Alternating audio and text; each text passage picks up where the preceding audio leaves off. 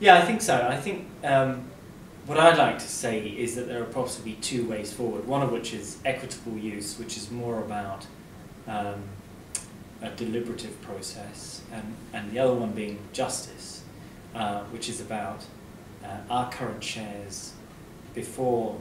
a process of allocation or after a process of allocation. Are those shares just, no matter how you look at them? And so I think the two ideas of justice and equitable and reasonable water use cross-refer and can be used to effect and for benefit. In terms of what forms of power might continue to sustain an unjust or unjust water share is, again, it's around ideational power, which is the idea that if you commission certain tools or models for allocating water, then you could probably guide the process of commissioning that model and the model itself to then, in a rather biased sense, deliver the answers that you want.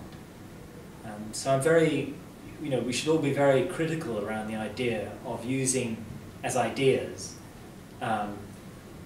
models and tools.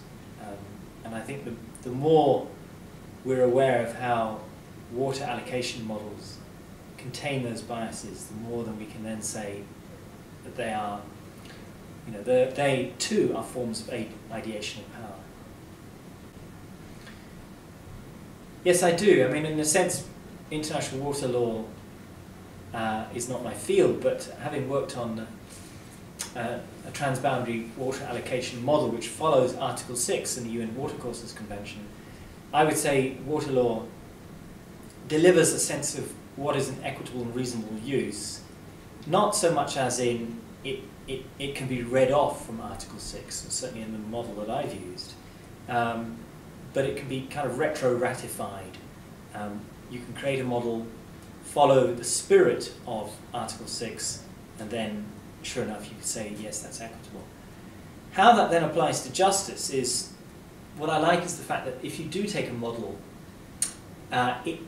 because you're forced to think down a particular rather rigid way, because you're, for example, building a spreadsheet, you can then begin to interrogate what is outside of that model. So let's say the model follows international water law, then by bringing justice, an idea of justice to that model, you could then say, yes, this model addresses some of those justice issues, and even if you revise the model to try and attend to some of those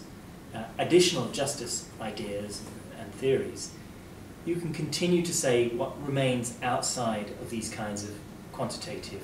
and geometric type approaches. And I think that's very important, because in the end you've got to test, well, I like to test ideas around justice using